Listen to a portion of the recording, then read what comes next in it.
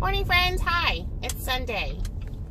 Here's another just sort of car chat drop-in on my way to church. I did do my hair. I got my hair colored.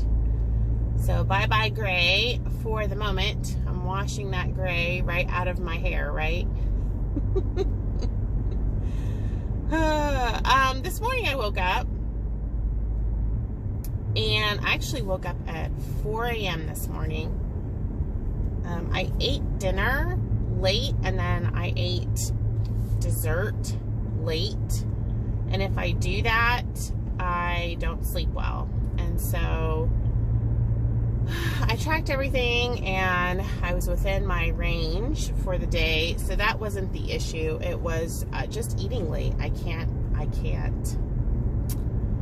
do that anymore, you guys. I need to stop eating within about 3 hours of bedtime, and I tend to do a little bit better. So I was kind of up and down all night, and then also I have this cold, and I have a crick in my neck. So let's complain about it, right? I wanted to talk to you guys because I was watching a couple things on YouTube, and you know how you have this internal dialogue that just is kind of always playing in your brain. I don't know what that person is doing, but they're going backwards.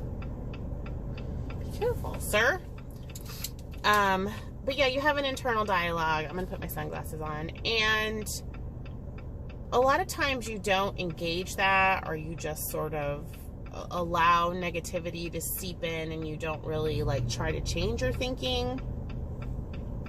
And before you know it, you're in judgment land, or you're in self-loathing land, that sort of thing. And I found myself just sort of like judging other people's, like, how they're doing things. And I had to self-correct and step back from that. Because I feel like whenever we sort of change what we're doing, it's a natural human behavior to try to negate the way you were doing things. I mean, just think about, we try to change our lifestyle from a negative to a positive. So, of course, we think about the negatives and why we're not doing that anymore. It's kind of a natural way that we address change. And many of us are very resistant to change, and we don't like it when people are changing around us, especially if they're doing something that's uncomfortable for us. I was thinking a lot about like this whole idea of subscribing and unsubscribing to YouTube videos.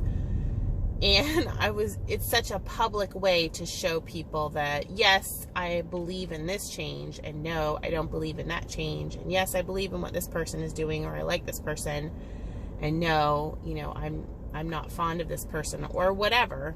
It's just kind of funny. It's almost like a public vote of approval for whatever you're doing. And I find myself doing the same thing. And so this morning I was just, feeling like I want to be more generous with myself and with those people around me that are not, or are doing the same thing that I am doing in life. Whether that be the way that they're eating, the way that they, believe, the way that they feel politically, whatever.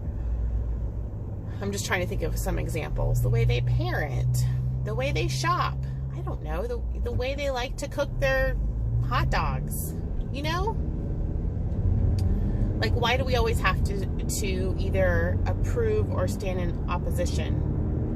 And I've talked about radical acceptance before, where you just step back and you step back from things and you radically accept instead of letting things wind you up and make you miserable.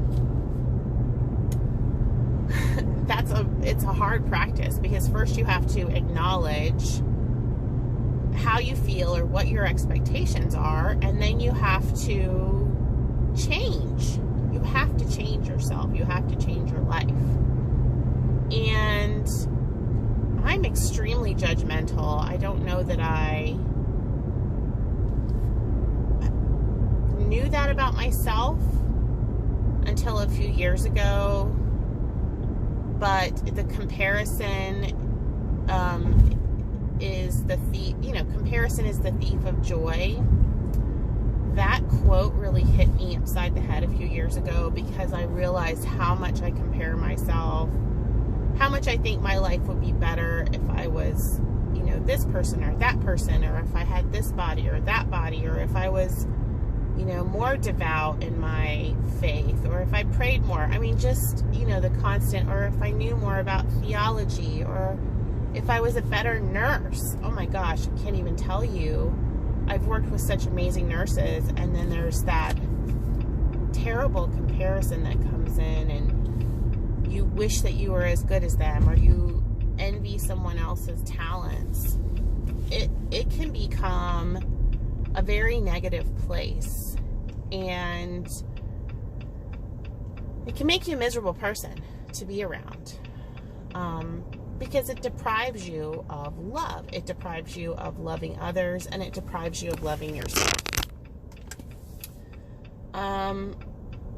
I guess I just want to say this morning that for me, it's helpful to step back.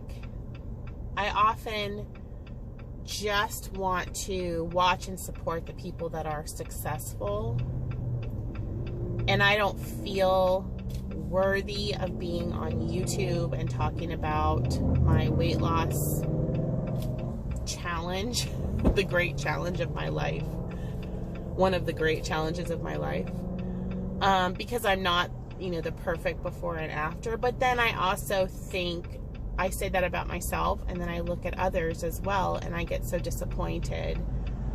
And I don't want to be that person. I want to be able to see people's good intentions, that they, that people on YouTube have really good intentions of sharing their journey, and I just have to believe that. Even if it isn't true, just for my own well-being, that they have good intentions, and that some of the bravest warriors and amazing weight loss people are the ones that necessarily don't have the perfect after picture. The people that are fighting and fighting and fighting, and they've been fighting for years, and they don't have the perfect after picture. They still offer value to this community. And maybe they went all the way to goal, and now they've gained it back. There's value there in the lessons that they've learned, and there's value in how they got to goal, and then how they're going to get back there. So, I'm wrong for the judgment, and that's something I need to work on internally, and then also try to be able to see that there's value in my putting this stuff out there on YouTube. Value for myself, and hopefully someone else can identify and do better, get better, because we're in this together. Does that make sense? I hope I'm making sense this morning. But I really woke up and just was like, I noticed these thoughts, and I stopped myself, and I said, Amy, what are you doing? Where is that moment where you say, oh, Lord have mercy, and how humbling for such and such to have to come on and say that they've gained their weight back, or how amazing and cool that this person could get to goal and stay there, and instead of the envy or the judgment. I think it's easy to fall into that when we watch YouTubers, or anybody really on the internet that is dealing with weight loss and dealing with health issues, and we really do congratulate and tell people they're beautiful when they've lost weight, gotten to goal, whatever, and then we fail to do that for the people that oh, you regained the weight. But guess what? You are still a valuable person, and your journey, your challenges are still valuable to the rest of us. And you are still a beautiful person and worthy of our love and God's love. So that's just sort of my thoughts this morning. I need to do better and be better, and I hope you all will hold me accountable to that as I go forward, because I tend to be really hard on myself because I'm comparing myself, and it's not the right thing for me to do. It's not good for me. So I hope you all have a wonderful Sunday. If you have a moment, look up your favorite YouTuber, not me, somebody else on YouTube, whether they do a beauty vlog or a shopping vlog, or they talk about God or whatever, and leave them a nice encouraging comment, and tell them that you appreciate the time that they take to put themselves out here on such a public forum. And gosh, there's a lot of bumps. I'll see you guys later. Bye.